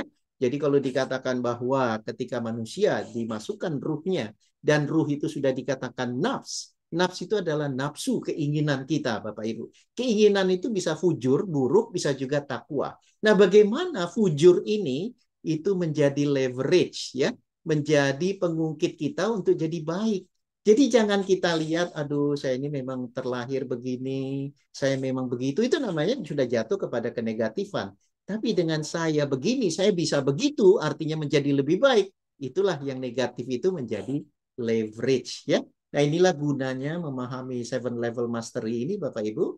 Awareness menuju ke mastery dalam rangka apa? Kita tahu positioning kita berada di mana. Agar kita terus menuju ke sebagai istilah Rasulullah itu adalah ketika sahabat bertanya setelah perang Badar, kata sahabat, Bagaimana Rasulullah setelah ini? Apakah ada perang lagi? Oh ada, banyak. Bahkan ada perang terbesar, kata Rasulullah. Apa perang terbesar? Menghadapi diri sendiri, ya, mastery. Nah, disinilah gunanya, apa dihubungkan dengan metaphors tadi, Bapak Ibu, kita menggunakan suatu pola pikir yang dikatakan otak kanan, ya, untuk melihat sesuatu itu dengan nyata. Bahwa hidup itu kekal memang benar, akhirat itu memang benar. Agar apa? Metaphors itu walaupun oh iya, kalau orang Barat itu dianggap fiksi, dianggap mimpi, ya. Ada bahkan petinggi mengatakan, iya mungkin ada yang udah pernah ke sana katanya, ya. Dan memang udah ada yang ke sana, Nabi Muhammad, ya, menyaksikan langsung memang ada surga dan neraka. Nah, inilah poinnya, Bapak Ibu. Baik, karena waktu, ya, saya sebenarnya menyiapkan untuk demo, ya, case for demo, tapi nanti apakah ada waktu, karena biasanya kita setengah jam tanya jawab begitu, ya, tapi kalau di dalam tanya jawab itu diperlukan demo, nanti kita demo, ya, tetapi secara umum nanti saya akan munculkan demonya itu kalau memang diperlukan nanti menggunakan hypnotic metaphors itu cukup dengan 3 titik. Namun alangkah baiknya karena waktu kita diharapkan selesai jam 9.15, saya kembalikan dulu ke Dok Enda. Saya ucapkan banyak terima kasih Bapak Ibu. Semoga kita senantiasa sehat, sukses, bahagia. Assalamualaikum warahmatullahi wabarakatuh. Waalaikumsalam warahmatullahi wabarakatuh. Baik, Bapak Ibu sekalian, silakan jika ada pertanyaan. Suaranya ke off itu Dok, gara-gara saya ini on kan. Ya, maaf. Ya, makasih Pak Edi. Bapak Ibu sekalian, silakan untuk bila ada pertanyaan.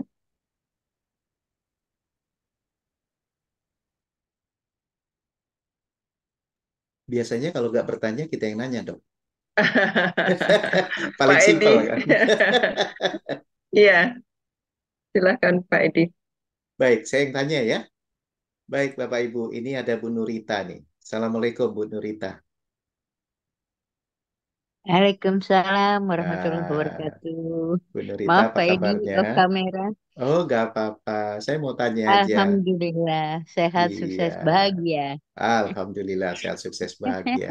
Ibu, ketika Iya, bicara 7 level awareness, iya. kira-kira Ibu tadi di level berapa ya, Bu? Eh, Kalau yang itu tadi yang awal itu saya di level 9, Pak Edi.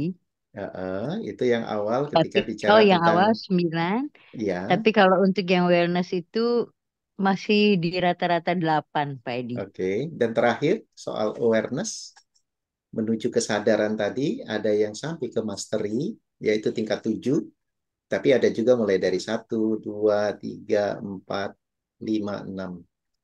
Berada di mana tadi, Bu? Eh, saya masih di angka 7, Pak Edi. 7 berarti udah paling tinggi dong, Alhamdulillah dong, Bu. Saya merasakan selalu setiap melakukan kebaikan itu selalu ada dorongan terus, Pak Edi. Itu arahnya eh, yang saya rasakan misalnya mau melakukan ibadah juga itu kayaknya kayak orang didorong-dorong terus gitu. Jadi selalu mau melakukan perbaikan-perbaikan gitu. Termasuk melakukan apa kebaikan-kebaikan untuk orang lain. Itu jadi eh, saya di apa ya seperti dimintakan untuk selalu melakukan seperti itu Pak Edi. Mungkin kalau Ini Bu, arahnya gimana? maaf poinnya. Gimana Pak Edi? Poin saya Mm-mm. bukan di Eh, angka eh, 0 sampai 10. eh, Ini eh, kalau Ibu lihat slide ya, ya. ini kan ada 7 tingkat kesadaran Mm, ya. Arahnya itu kita ke mastery. Selalu kita bicara bahwa hidup itu mm, kebanyakan orang melakukan reaksi bukan respon.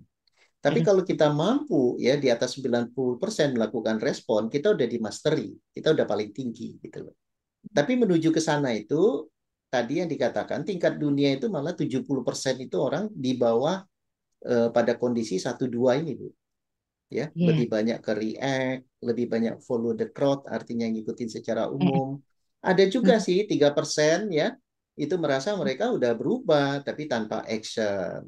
ya Nah, ini yang action. sedikit ini. Yang 3% itu sedikit. Yang sudah menuju ke 5. Mereka sudah bikin Nah, program ya perbaikan hidup, di mana mereka um, terus belajar untuk menuju perubahan, itu nomor 6. Dan di nomor 7 mereka sudah berprasangka positif, semuanya jadinya respon. Jadi Saya apapun yang 6 Pak terjadi Edi.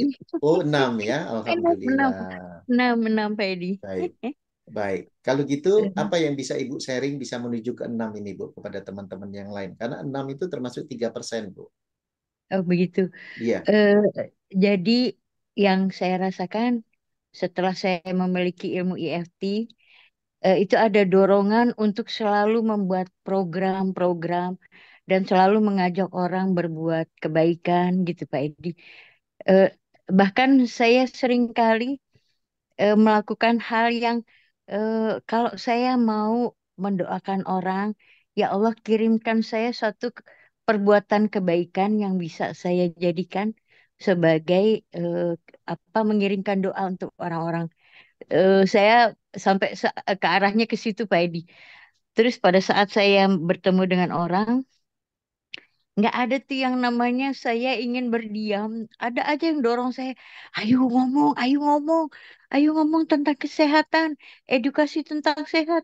Jadi setiap di perjalanan sampai anak saya bilang, Umi, nggak bosen Umi ngomong begitu melulu katanya.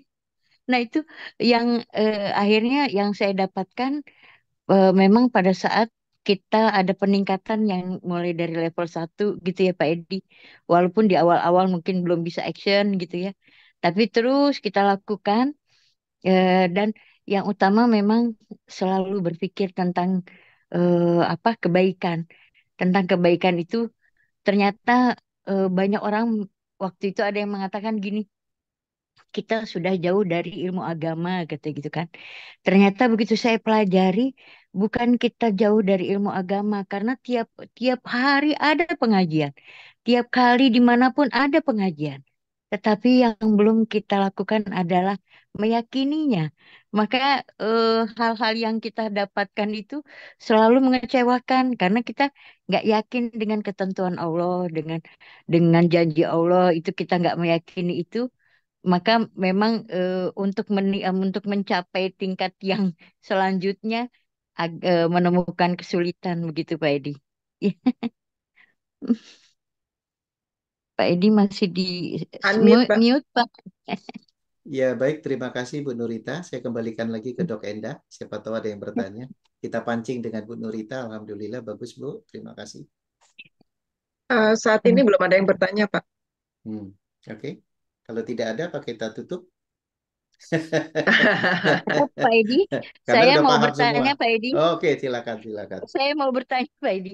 Jadi Ya, yang dimaksud dengan metafora itu kita selalu membayangkan hal yang tidak mungkin menjadi mungkin. Begitu apa Pak Edi?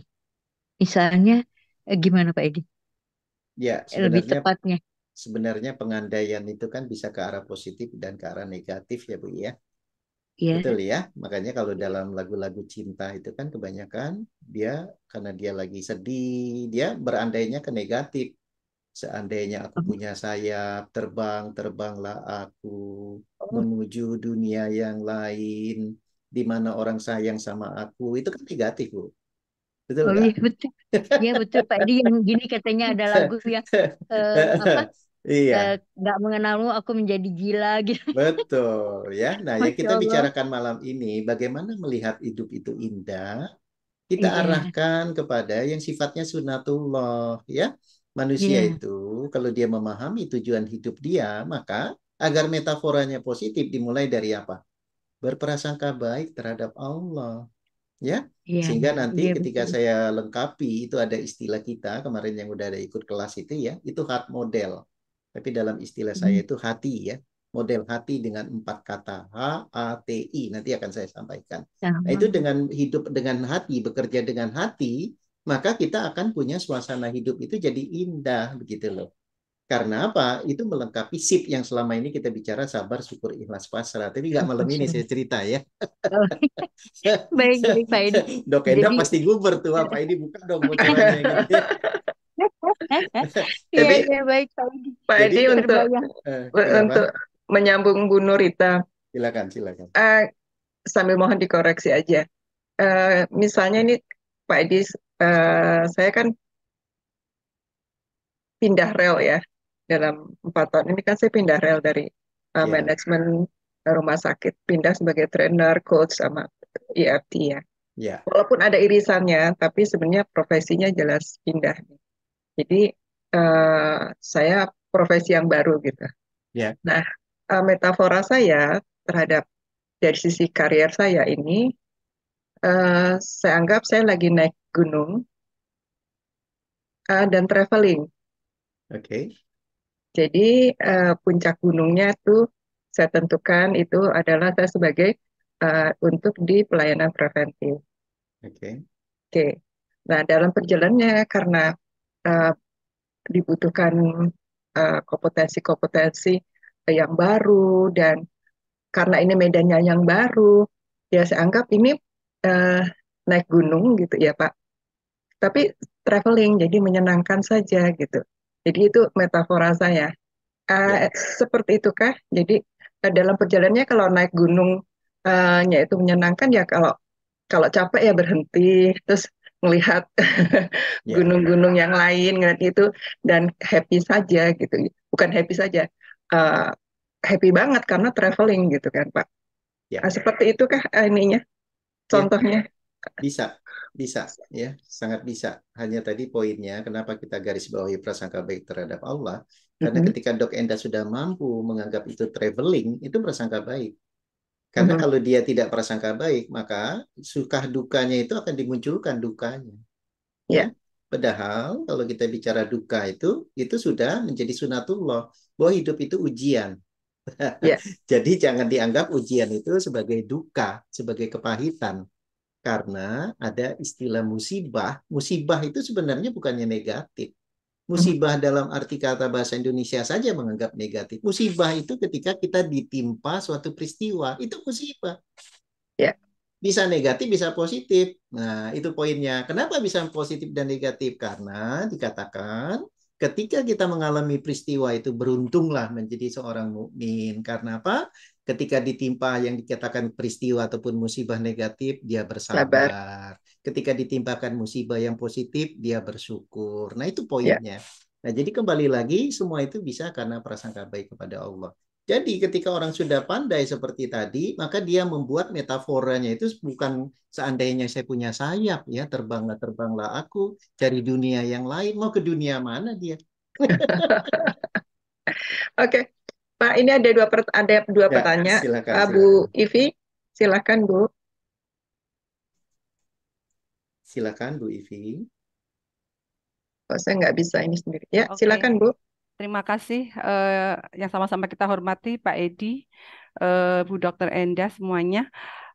Assalamualaikum warahmatullahi wabarakatuh. Waalaikumsalam Ya, Waalaikumsalam warahmatullahi warahmatullahi tertarik wabarakatuh. sekali berbicara masalah metafora. Ya, memang ini orang kalau sudah memahami tentang kehidupan metafora ini terus memiliki banyak inspirasi dan tantangannya seperti tadi yang diceritakan semakin naik terus ya naik. Cuma begini Pak Edi, saya pernah mengikuti sebuah kajian ya tentang ini metafora sama-sama meta tapi saya metakognitif gitu nggih. Ya, Kalau di meta metakognitif. iya metakognitif ini ibu tentang apa diri sendiri ya tentang belajar tentang diri sendiri.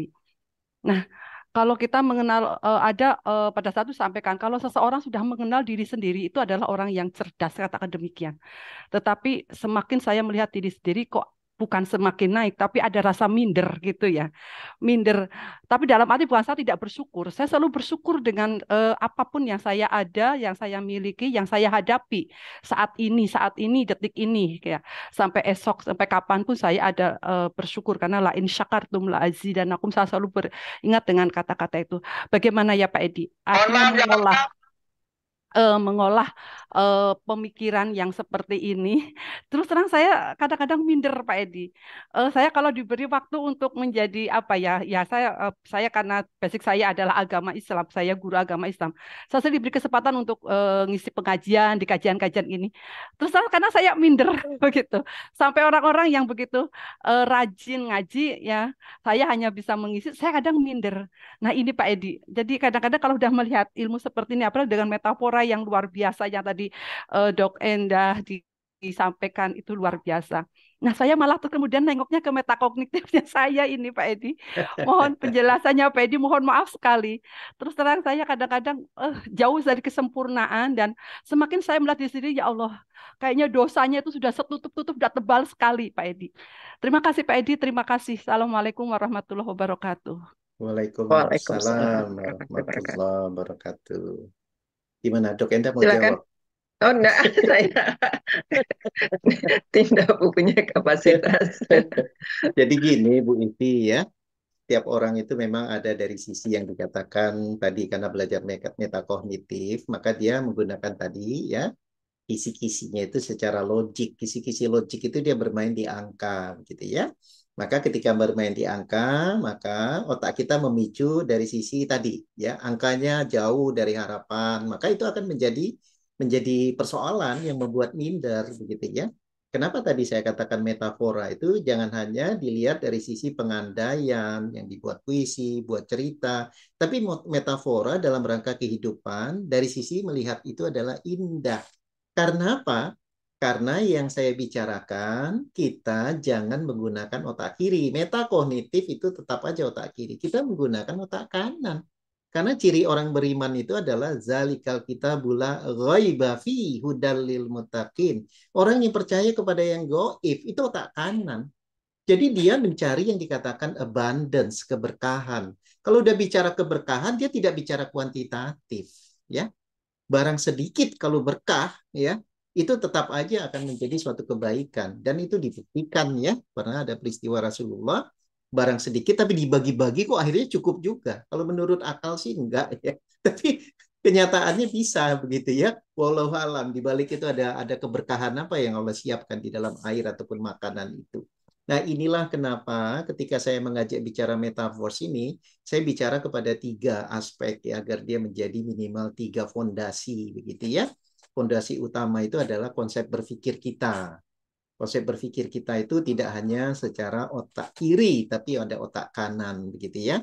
Yang kedua, ternyata otak kiri, otak kanan saja itu tidak akan menjamin hidup kita bahagia. Makanya saya katakan yang paling utama itu bukan otak kiri, otak kanan. Terus mana? Oh, spiritualitasnya. Spiritualitas inilah yang tadi saya katakan, oh iya, Anda bicara bagaimana ya, Allah is number one, persoalan hidup pun semuanya jadi aman ya, apalagi nanti kita bekerja dengan hati, begitu ya.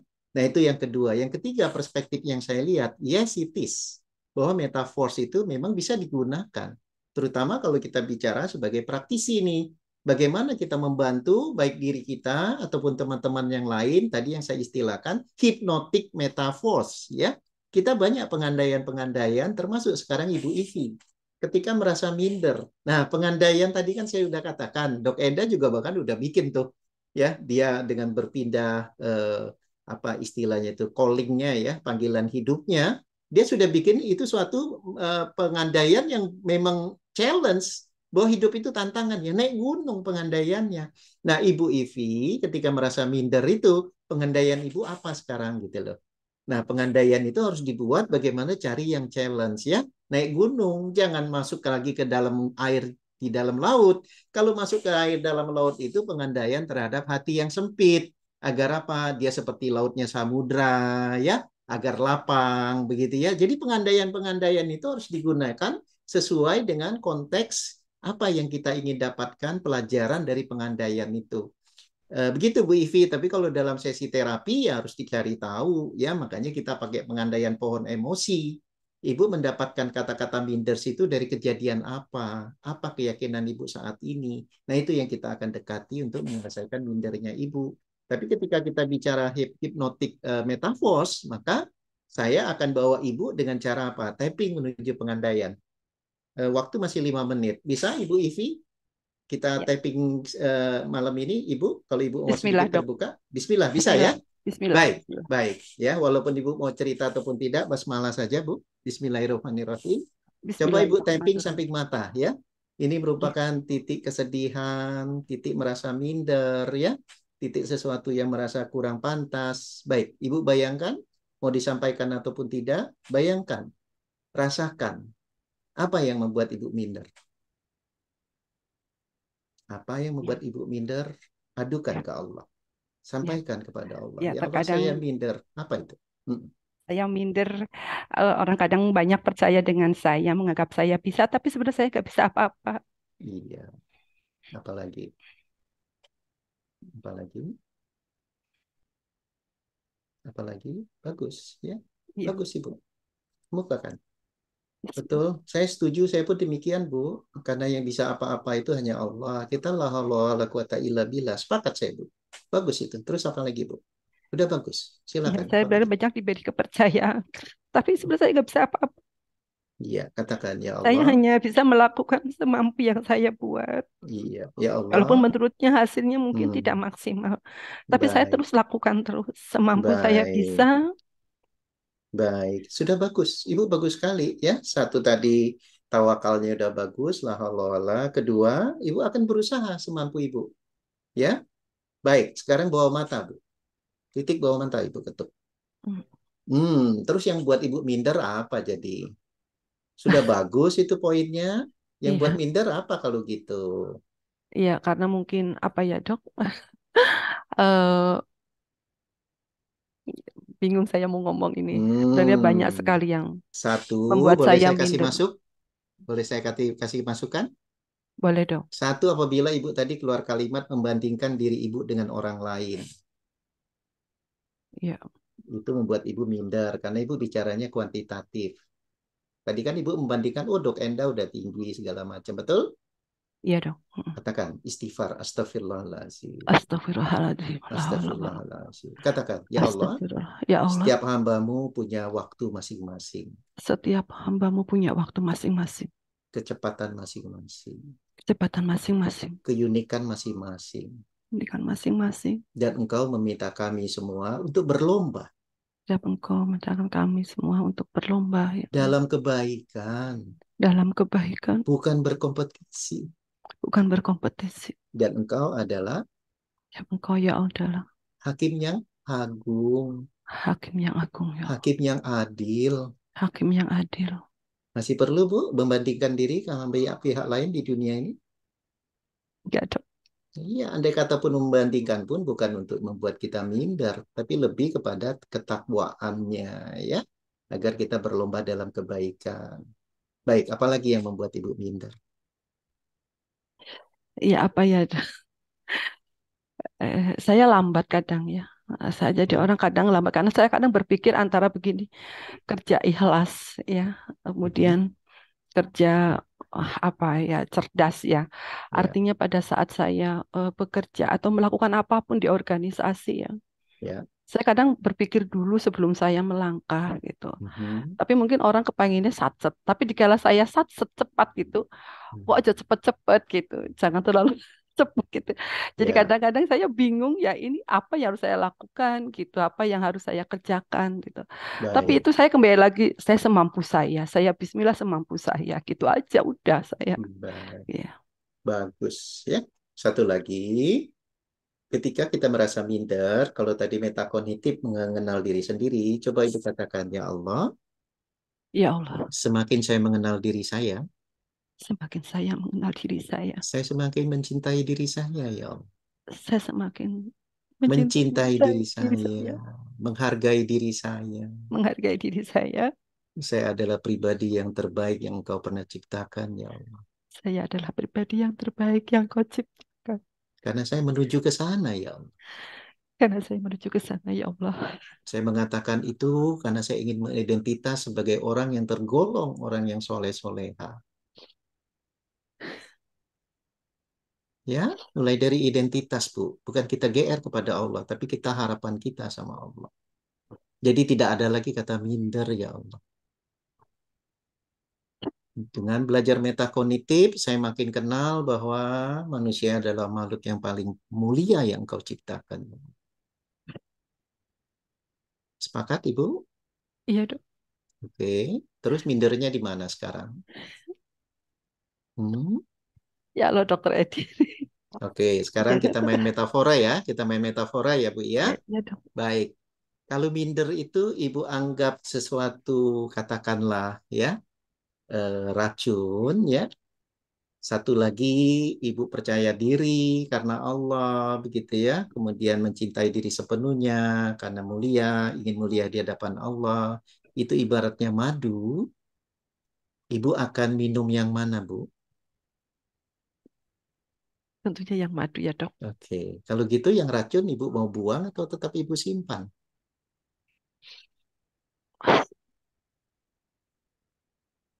Bingung, Dok.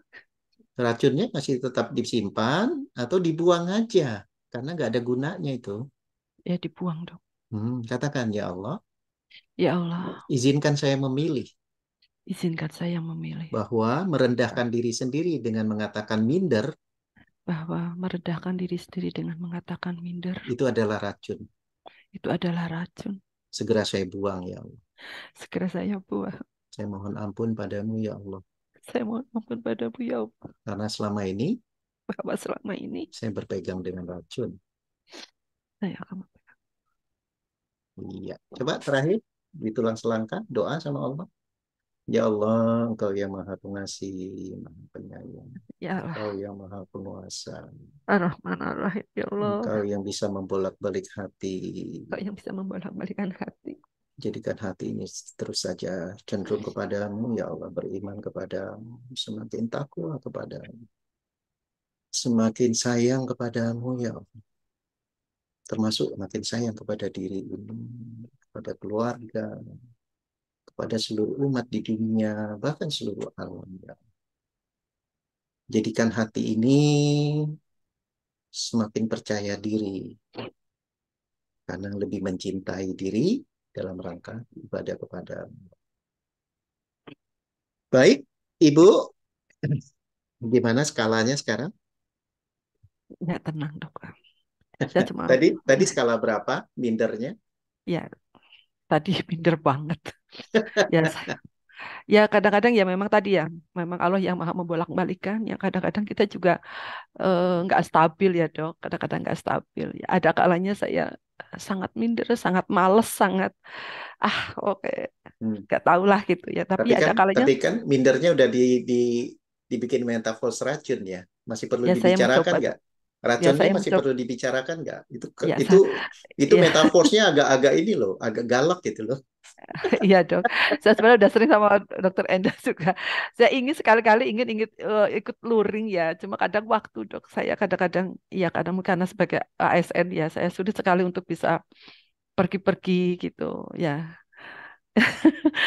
Baik, Ya terima alhamdulillah kasih dok. Bu Terima Ivi. kasih sekali. Saya jadi nggak enak sama yang lain. Oh enggak, jangan nggak enak. Tadi kan kita mau demo, cuma apabila demo itu tidak sesuai keperluan, nanti kurang bagus. Ternyata Bu Ivi memang apa adanya kan, makanya segera aja kita demo. Dan ada tadi kan kita pakai pengandaian kan. Nah, itulah metafor salah satunya. Sangat mudah ya. Jadi banyak metafor yang bisa dibuat.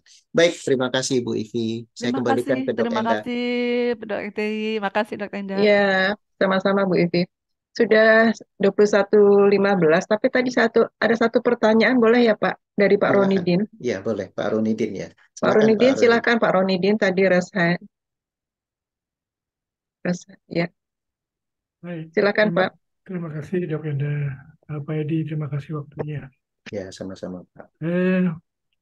Menarik sekali dengan metafor ini.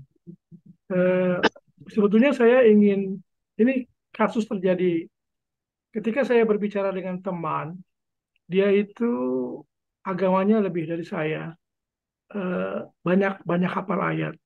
Tapi kenapa kemudian yang saya rasakan kok hitam putih ya?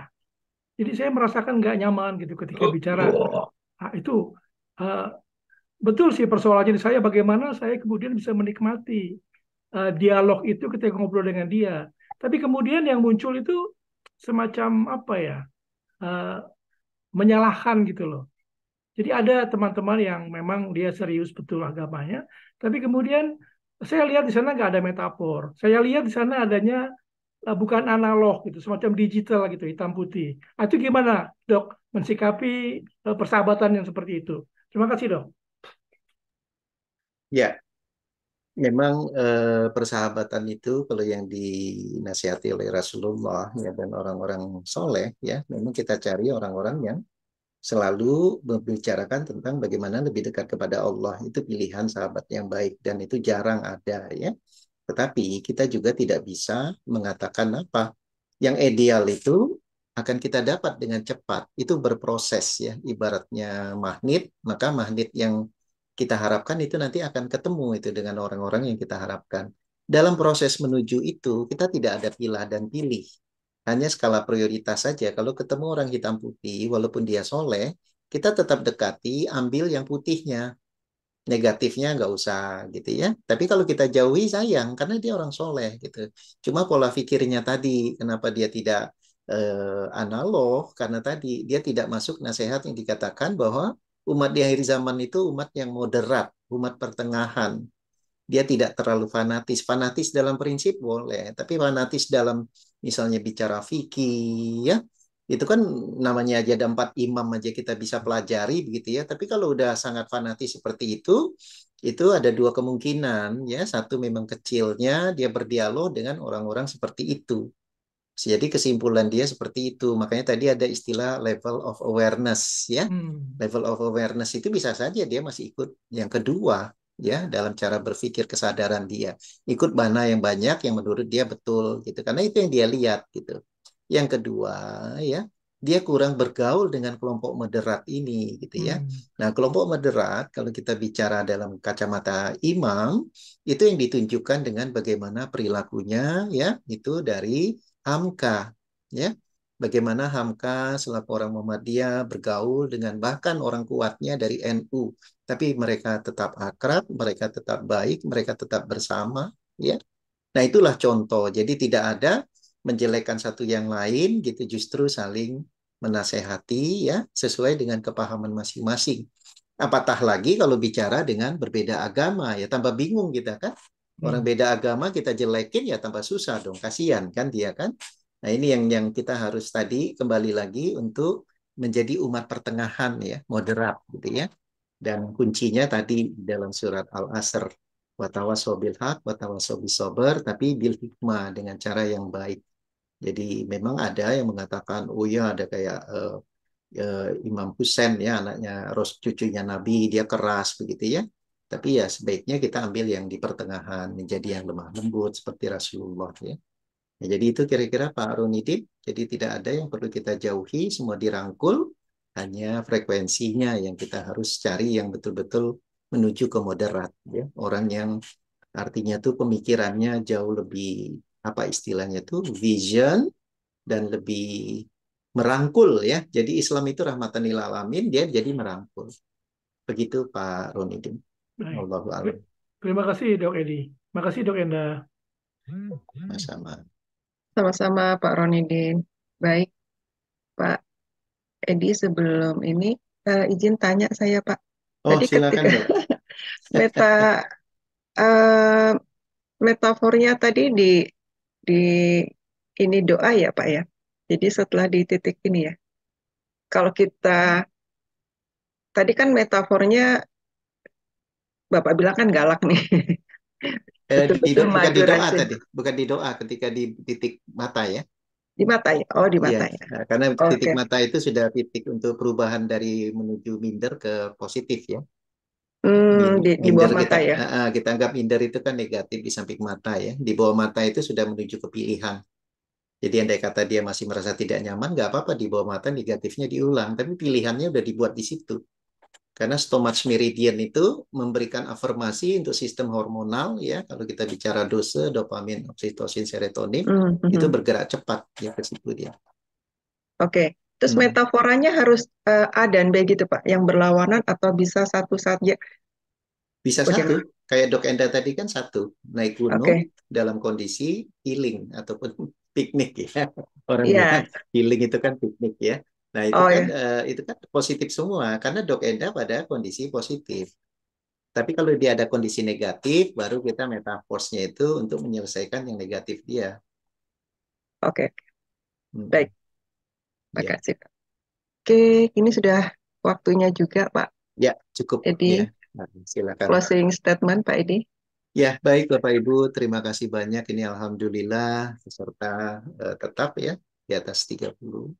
dan Bapak Ibu menyiapkan waktu itu adalah salah satu contoh dari bagaimana kita menyiapkan diri kita untuk terus melakukan perubahan ya, karena hidup itu selalu saja ketika tidak diingatkan akan terjadi lalai. Makanya kita bisa memantaskan diri kita, apakah melalui pergaulan atau ikut acara-acara yang bermanfaat, begitu ya.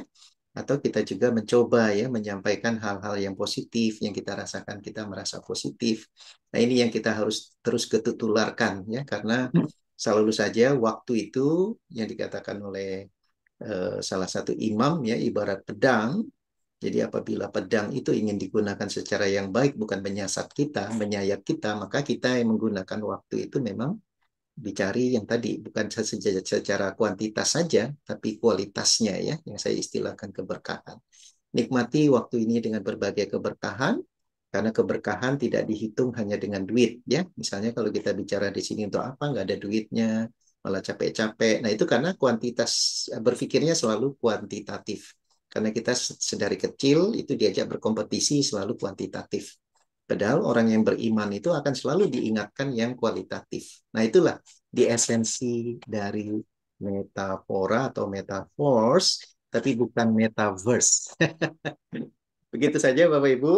Terima kasih. Mohon maaf bila itu hidayah. Assalamualaikum warahmatullahi wabarakatuh. Waalaikumsalam.